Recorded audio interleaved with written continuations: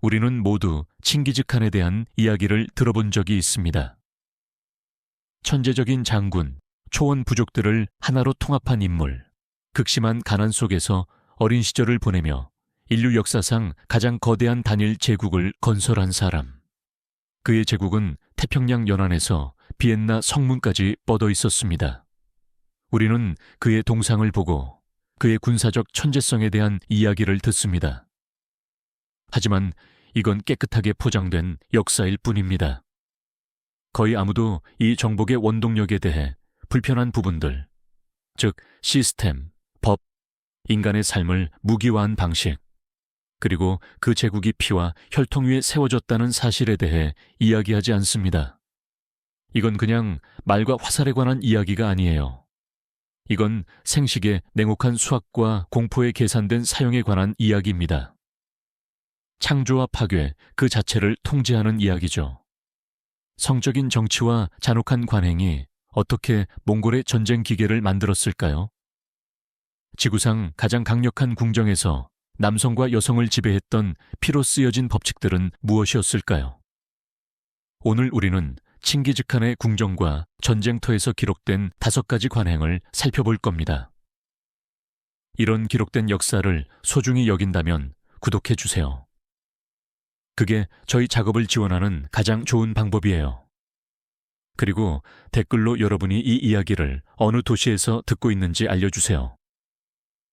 이 대본은 페르시아 역사가 라시드 알딘의 연대기, 그리고 존 오브 플라노, 카르피니 같은 유럽 여행자들의 기록 같은 자료를 바탕으로 연구되고 사실에 근거한 내용입니다.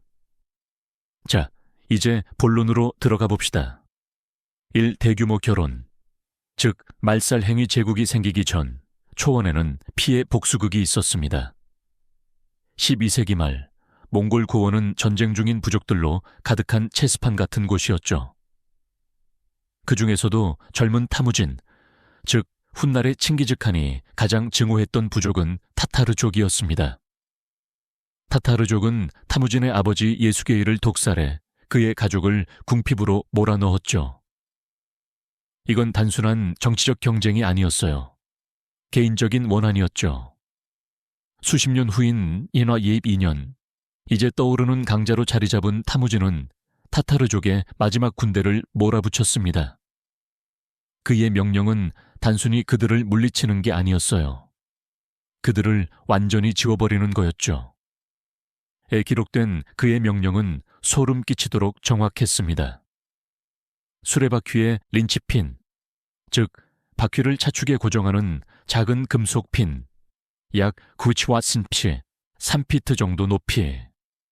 보다 키가 큰 모든 타타르 남성은 그 자리에서 처형하라는 것이었어요.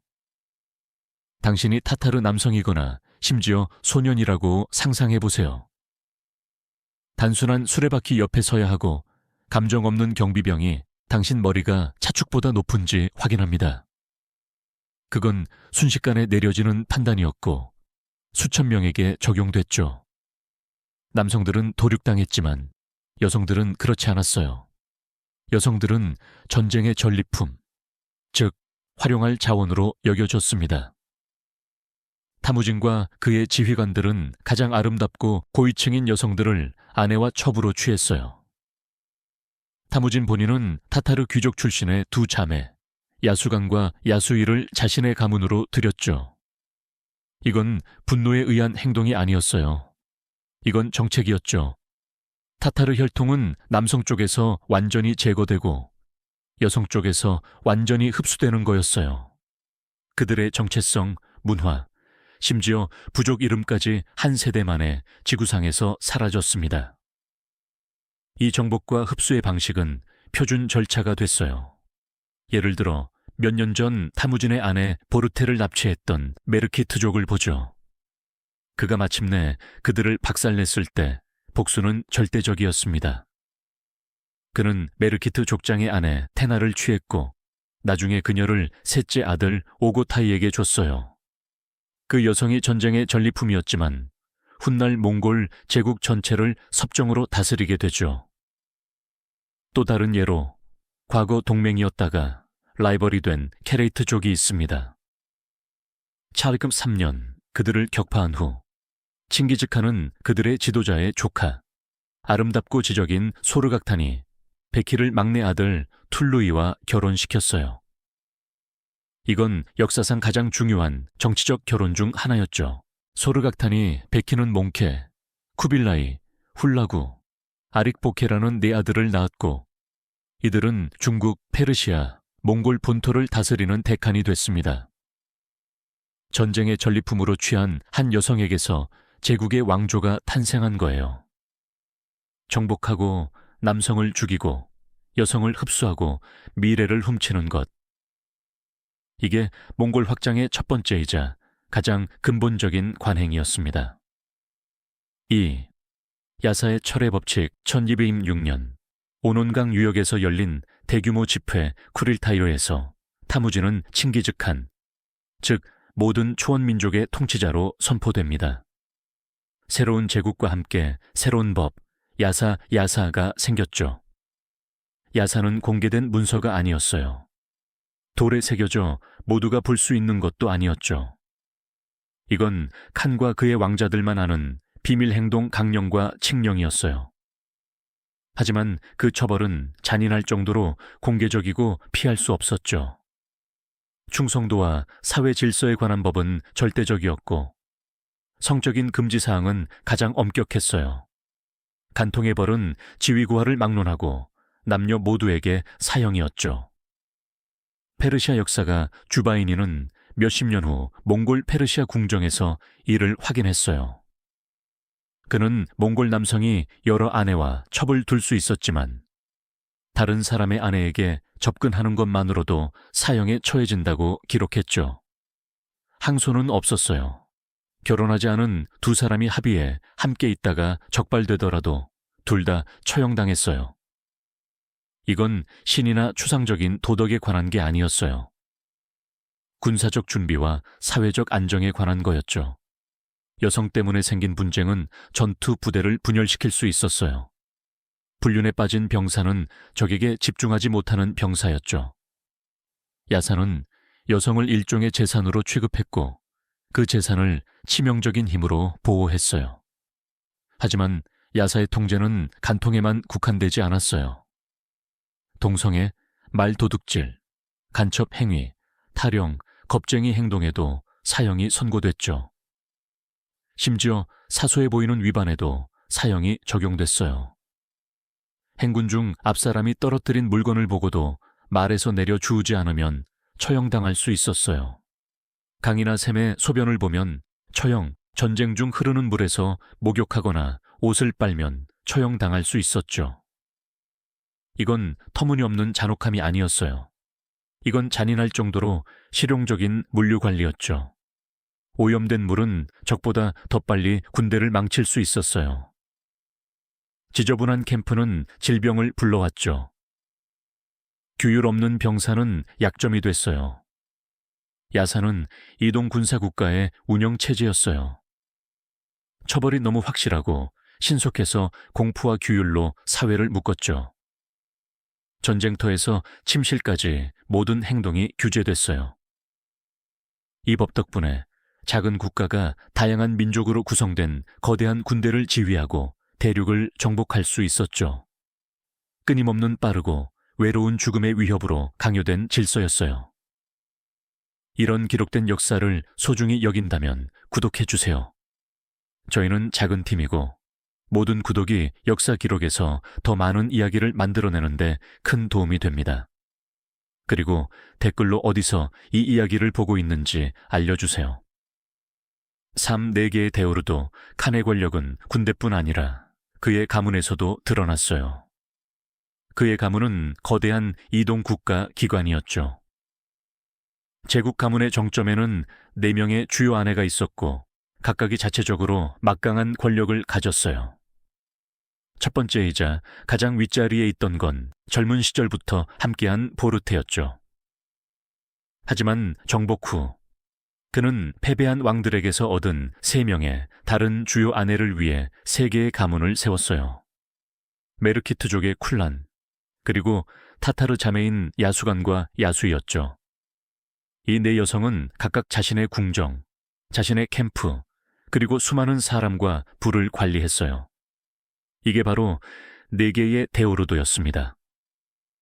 오르도라는 단어는 궁전이나 캠프를 뜻해요. 이건 단순한 천막이 아니었어요. 초원을 가로지르는 거대한 이동본부, 정치적 경제적 권력의 중심지였죠. 페르시아 비즈르이자 몽골 일칸국의 공식 역사가인 라시드 알디는 이 구조를 기록했어요. 각 오르도는 자신의 영토, 피집의 민족, 그리고 수만 마리의 말, 양, 낙타로 이루어진 거대한 가축대를 부여받았어요. 이들은 자급자족하는 경제 엔진이었죠. 이 4명의 여왕 아래에는 엄격하고 거의 산업적인 계층 구조가 있었어요. 칸은 수십 명의 하급 아내를 두었고 그 아래에는 수백 명의 첩들이 있었는데 종종 30일 40명 단위로 조직됐어요. 칭기즈칸이 죽을 때쯤 그의 개인 가문에는 약 500명의 여성이 있었다고 추정됩니다. 이 방대한 시스템을 관리하려면 관료제가 필요했어요. 북중국과 페르시아의 정교한 제국들에서 포로로 잡힌 유목민들은 몽골 궁정으로 끌려와 이 여성 중심의 궁정에서 경비, 행정관, 교사로 일했어요. 여성들은 단순히 가만히 있지 않았어요. 그들은 중요한 정치 고문이었고 거대한 후원 네트워크를 관리했으며 무엇보다 다음 세대의 통치자를 낳는 어머니였죠. 오르도는 제국의 자궁이었어요. 제국의 계승은 이들에게 달려 있었죠. 수서간의 보르테의 4아들, 주치, 차가타이, 오고타이, 툴루이 는 제국의 4 주요 구역을 다스리도록 지정됐어요. 이 시스템은 감정에 관한 게 아니었어요. 생산에 관한 거였죠. 후계자 생산, 부의 관리, 정치적 권력의 통합. 각 오르도는 칸의 성공을 상징하는 살아있는 증거였고 그의 정복에서 얻은 인간 전리품으로 만들어졌어요. 4. 아버지의 아내를 물려받기 칭기즈칸이 1227년 여름에 죽었을 때 그의 제국은 선택된 후계자인 셋째 아들 오고타이에게 넘어갔어요. 하지만 오고타이는 제국의 칭호, 군대, 재무뿐 아니라 아버지의 가문 일부, 특히 하급 아내들을 물려받았어요. 이게 바로 레버레이트 결혼이라는 관습이에요. 이건 초원민족의 오래된 전통이었지만 몽골인들은 이를 제국 규모로 실행했어요. 외부인들에게는 충격적인 관습이었죠. 1240년대에 교황의 사절로 몽골 궁정에 파견된 프란체스코의 수사 존 오브 플라노 카르피니는 이 관습을 보고 경악하며 유럽에 보고했어요. 그는 이렇게 썼죠. 각 남성은 자신이 감당할 수 있는 만큼의 아내를 둘 수 있고 아버지가 죽은 후에는 자신의 생모를 제외한 아버지의 모든 아내를 아내로 취한다. 아들은 절대 생모와 관계를 맺을 수 없었어요. 그건 절대 금기였죠. 하지만 아버지의 다른 아내들, 즉 계모들은 물려받을 수 있는 대상이었어요. 그들은 아버지의 유산, 즉 상속되는 자산으로 여겨졌어요. 이건 사랑이나 로맨스에 관한 게 아니었어요. 재산과 권력의 냉혹한 통합에 관한 거였죠. 특히 고위층 여성은 자신의 수행원, 가축대, 정치적 연결망을 가지고 있었어요. 레버레이트 결혼은 이 부와 영향력이 가문 내에 유지되도록 보장했어요. 가문의 권력 기반이 분열되는 걸 막았죠. 칭기즈칸이 죽은 후 오고타이는 아버지의 하급 아내들 몇 명을 자신의 오르도로 들였어요. 기록에 따르면 그는 한 명인 모가카툰을 취했고 나중에 그녀를 충성스러운 장군에게 선물로 줬어요. 이는 물려받은 여성이 충성을 보상하는 일종의 화폐로도 사용될 수 있음을 보여줍니다. 이 관습은 계속 이어졌어요. 오고타이가 죽자 그의 아들 구유크가 가문을 물려받았고 훌라구가 페르시아를 정복하러 서쪽으로 진군했을 때도 이 관습은 그의 궁정에 단단히 뿌리내렸어요. 이건 권력과 재산을 다음 세대로 전달하며 단 한 푼의 축적된 권력도 잃지 않도록 설계된 폐쇄된 상속 루프였어요. 5. 국가의 강간, 여기서 정책은 순수하고 노골적인 공포로 변합니다. 찰미길 29년 거대하고 부유한 호라즘 제국에 대한 몽골의 침공은 한 번의 반항으로 촉발됐어요. 국경 도시 오트라르에서 몽골 무역 캐러밴이 약탈당하고 구성원들이 살해됐죠. 칭기즈칸은 정의를 요구하기 위해 사절을 보냈지만 호라즘의 샤는 사절 중 한 명을 처형하고 나머지 2명의 수염을 깎는 모욕을 저질렀어요. 칸의 응답은 단순한 전쟁이 아니었어요. 이건 종말이었죠. 세상은 새로운 전쟁 방식을 목격했어요. 단순히 군대를 물리치는 게 아니라 문명 전체를 산산조각내는 전쟁이었죠. 조직적이고 체계적인 성폭력은 이 공격의 주요 무기였어요. 페르시아 연대기 작가 주바이니와 이븐 알 아시르는 당대 사람들이었고 침공의 여파를 직접 목격했어요. 그들의 기록은 명확하고 일관됩니다. 도시가 저항하다가 필연적으로 함락되면 악몽 같은 패턴이 반복됐어요. 전체 인구는 성벽 밖 평야로 끌려나갔어요. 먼저 장인, 대장장이, 직조공, 엔지니어, 서기관 같은 숙련된 기술자들은 분리됐어요. 그들은 귀중한 자산이었고 수천 명이 몽골로 보내져 제국을 섬기게 됐죠. 다음으로 젊고 아름다운 여성과 어린아이들이 분리됐어요. 그들은 몽골 전사들 사이에서 노예와 첩으로 나누어졌어요. 남은 건 겁에 질린 민간인들이었죠. 노인, 장인이 아닌 남성, 가치 없다고 여겨진 여성과 아이들. 그리고 나서 학살이 시작됐어요. 하지만 살육 전에 연대기 작가들은 몽골 병사들이 피해자의 가족 앞에서 대규모 강간을 저질렀다고 기록했어요. 이건 고의적인 굴욕과 심리적 파괴 행위였죠. 부활에서 사마르칸드에서 이런 일이 일어났어요. 우르겐치라는 도시는 너무 격렬히 저항했기 때문에 함락된 후 몽골인들은 인구를 학살했을 뿐만 아니라 근처 아무다리아 강이댐을 무너뜨려 도시 전체를 물에 잠기게 했어요. 제미 21년 4월 니샤푸르에서는 칭기즈칸의 사위 토크차르가 성벽에서 날아온 화살에 맞아 죽었어요. 그의 미망인, 즉 칸의 딸은 도시의 어떤 생명체도 살려두지 말라고 요구했죠. 주바이니는 아무도 죽은 척 숨지 못하도록 모든 사람, 심지어 고양이와 개까지 목을 베고 그 두개골을 거대한 피라미드처럼 쌓았다고 전합니다. 174만 7천 명이라는 사망자 수는 통계적으로 불가능하지만 이건 파괴의 절대적 성격을 보여주는 증거로 작용합니다. 이건 혼란이 아니었어요. 이건 계산된 공포였죠. 다음 도시로 보내는 메시지였어요. 우리의 깃발을 보자마자 항복하지 않으면 완전한 말살을 각오하라. 이 5가지 관행은 별개의 끔찍한 사실들이 아니었어요. 이건 단일하고 잔혹한 기계에 맞물린 톱니바퀴였죠. 야사의 철의 법칙은 규율 잡힌 군대를 만들었고 그 군대는 말살 전쟁을 벌여 수십만 명의 여성을 포획했어요. 그 여성들은 대규모 결혼을 통해 전체 민족을 지우고 몽골 엘리트의 거대한 오르도 시스템으로 흘러 들어갔어요. 이 오르도는 제국의 보유권 역할을 했고 다음 세대의 통치자를 생산했죠. 그 아들들은 레버레이트 결혼을 통해 아버지의 여성들을 물려받으며 이전 세대의 권력과 재산을 통합했고 점점 더 부유해지는 폐쇄된 루프를 만들었어요. 이건 인류 역사상 가장 폭발적인 제국 확장을 이끈 정복, 흡수, 생식의 자기 지속적 사이클이었어요. 몽골이 파괴한 도시들은 다시 재건됐어요. 야사의 비밀 텍스트는 시간 속에서 사라졌죠. 여왕들의 이동 궁전인 데오르도들은 초원에서 사라졌습니다. 하지만 뭔가 다른 게 남아있어요. 바로 수백만 명의 세포 속에 숨겨진 것.